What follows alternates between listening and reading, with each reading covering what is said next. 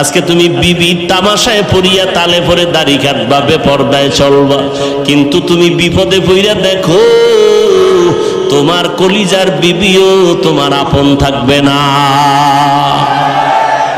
মরা লাগবে না, খালি একটু অসুস্থ হইয়া 10 দিন বিছনায় থাকো, টের ভাইবা তোমার কলিজার বউয়ের মোহাব্বতের পার্সেন্ট কত।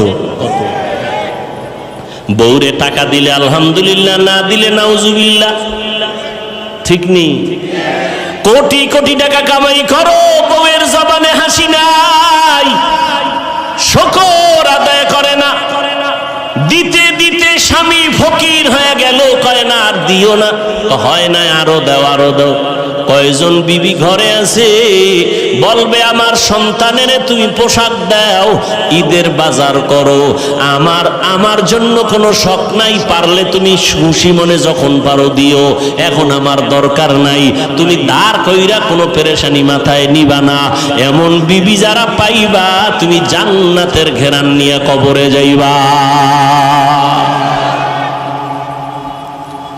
আমগো আম্মা জানেরা স্বামীরে ফকির বানাইতে পারলে খুশি, পেরেশানি হুদা জায়গায় একটা টেলিফোন করে কবে কই আছো, কয় এখানে আছি, তাড়াতাড়ি আইও, ভেজাল কি বিষয়, দৌড়ায় গেছে এদিকে একটা জরুরি মিটিং, এক প্যাচ লাগাইয়া দিছে টেলিফোন দিয়া, বাসায় গিয়া খায় এই আমার মাথাটা ঘুরায় তো এখন ভালো হয়ে গেছে।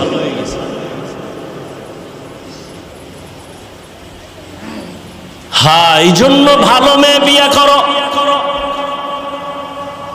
ধৈর্য বড় দামি একটা সম্পদ,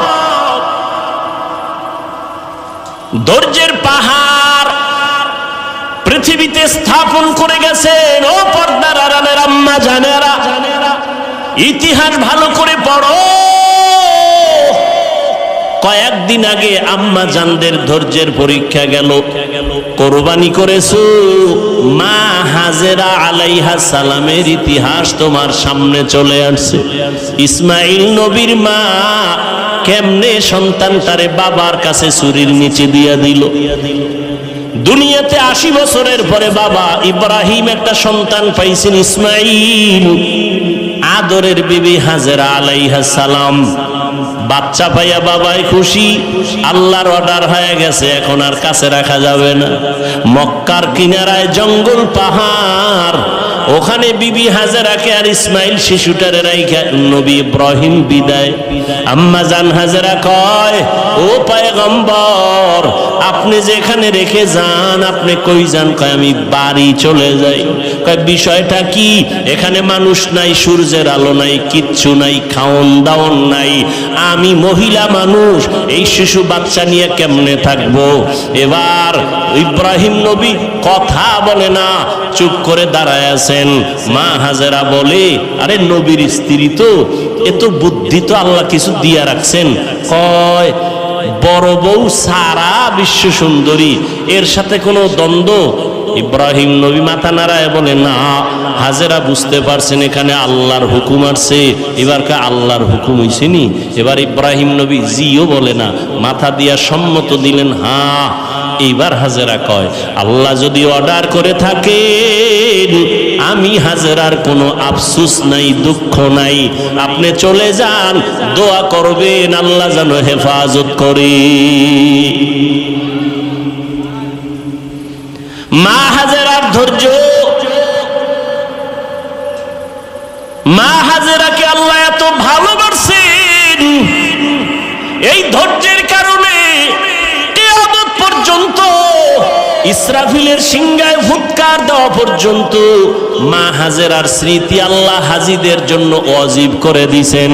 ও হাজি সাবরা, তোমরা মক্কায় গিয়ে যখন হজ করবা, সাফা মারওয়ায় আমার হাজেরা দৌড়াইছে 7 বার, তোরা যদি দৌড়টা না দেও আমি আল্লাহ তোদের কারো হজ কবুল করব না।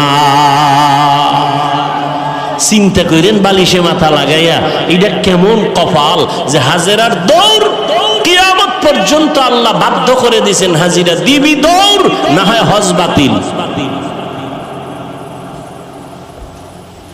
মাওলার কাছে হাজেরার ধৈর্য পছন্দ হয়ে গেছে।